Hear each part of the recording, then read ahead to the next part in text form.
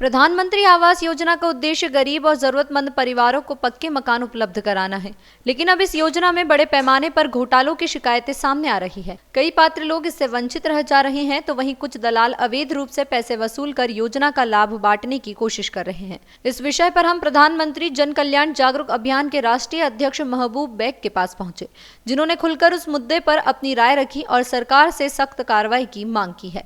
आवास योजना को लेकर इस समय बहुत सारे घोटाले देखने को मिल रहे हैं। हमारे साथ इस वक्त मौजूद है प्रधानमंत्री जन कल्याण जागरूक अभियान के राष्ट्रीय अध्यक्ष महबूब बेग जी। उनसे जानते हैं कि आप इस समय प्रधानमंत्री आवास योजना को देख रहे हैं, क्या लग रहा है, कितने तरह से घोटाले हो रहे हैं?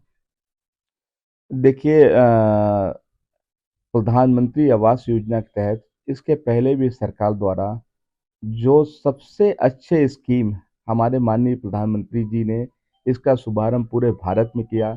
जो गरीब तबके के लोग जिनके पास छत नहीं थे, आज उनके पास पक्के मकान हैं और ये पूरे भारत में एक खुशहाली आती है कि आज एक उनको पक्का मकान मिलता है, उनके जीवन में खुशहाली आती है। तो सरकार हमारी इसी पे काम कर रही है।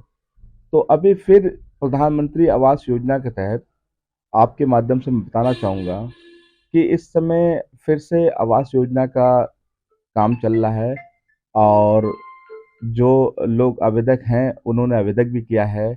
उसकी एक टीम बनी है कि नगर टाउन में नगर पालिका, उनके साथ नगर पालिका के स्टाफ और एक लेखपाल द्वारा जो जो लोगों ने आवास के फॉर्म भरे हैं, उनकी एक जाँच होती है कि आप पात की श्रेणी में है कि नहीं है।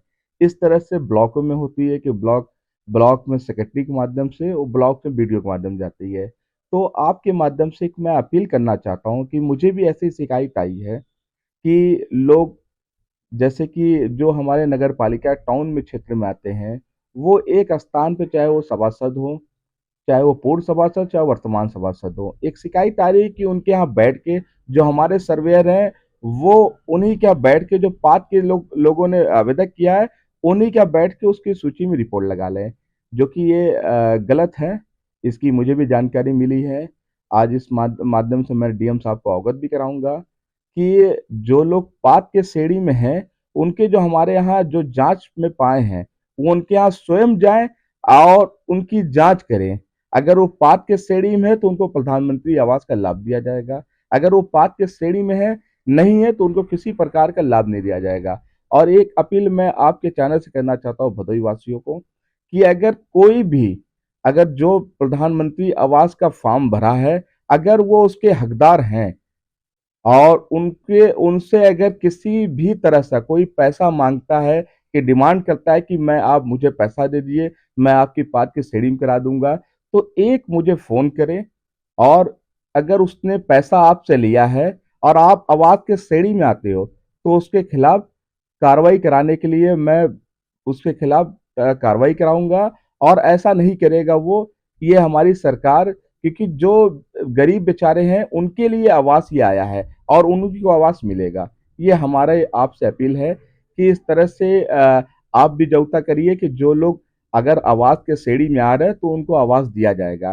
किसी प्रकार कोई पैसा माँगता है, तो वो बताएँ, उनके खिलाफ कार्रवाई की जाएगी। ऐसे कुछ गरीब भी हैं जिनके पैसा नहीं दे रहे हैं, तो उनके नाम सूची से काट दिया जा रहा है, तो उनके लिए आप क्या कहेंगे?